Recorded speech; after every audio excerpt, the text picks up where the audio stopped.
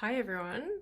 Okay, so I saw this pop up in the thread as an extension of one of the questions that I answered.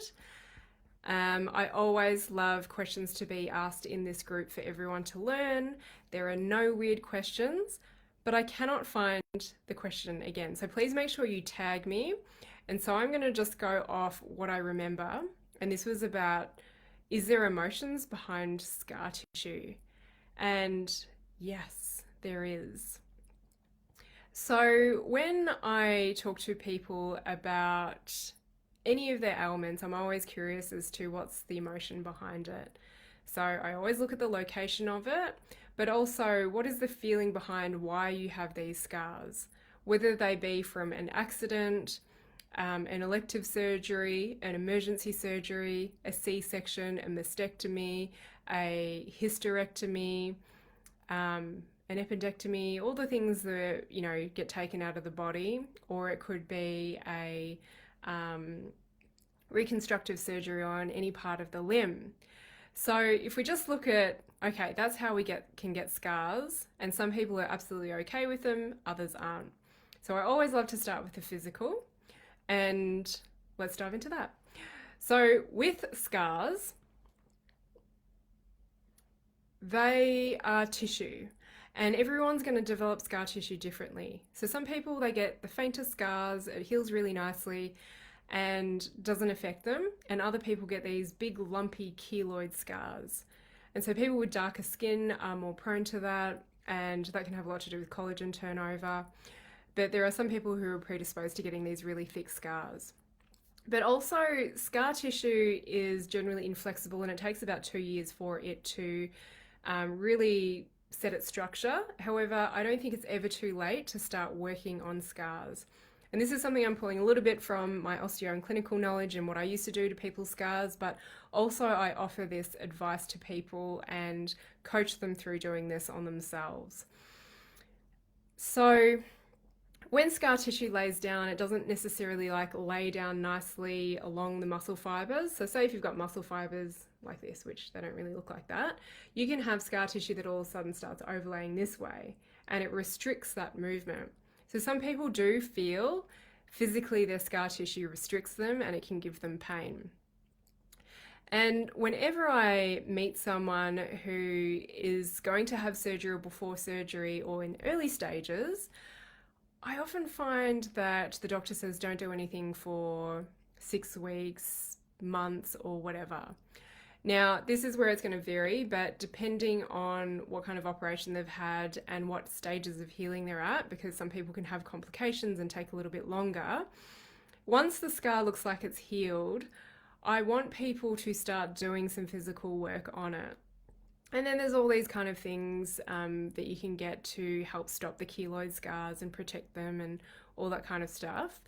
But again, this is more individual based advice. There's so much you can do around a scar because there is often so much emotion around it.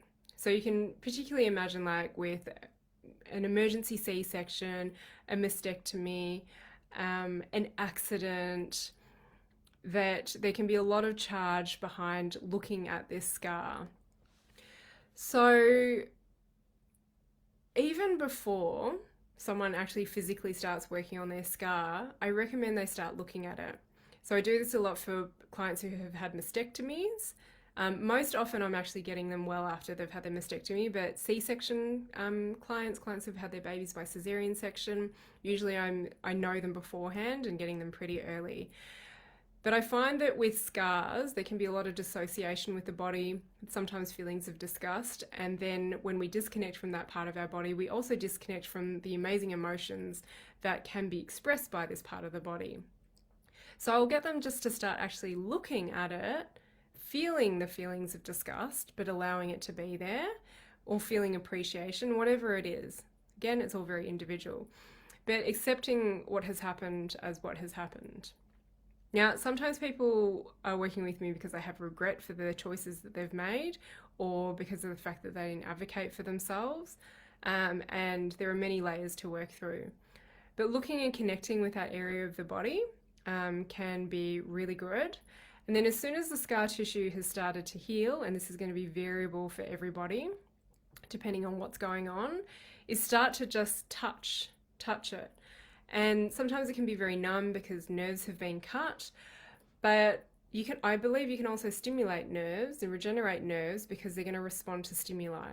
So if nothing's touching it, then why would nerves grow? But if you're touching it and your brain knows that maybe you should be feeling something, then you can start to regenerate nerves. And we want to be able to feel sensation in all parts of our body. And, oh gosh, I'm just going to go down I was about to go down a completely different tangent with amputations and loss of limbs, but let's stay focused. So you can feel sensation in places that you haven't felt sensation for years, regardless of whether or not you've got scar tissue there. But on the physical level, I talked about how scar tissue can kind of just like lay down very haphazardly and not along the functional lines that, you know, the fascia or the muscle would move. So you can manipulate this physically. And this is what grosses some people out because they're like, I can't even look at the scar, let alone touch it. And that's where a therapist who works on scar tissue can be really useful. I can't recommend anyone because it really depends who you go and see.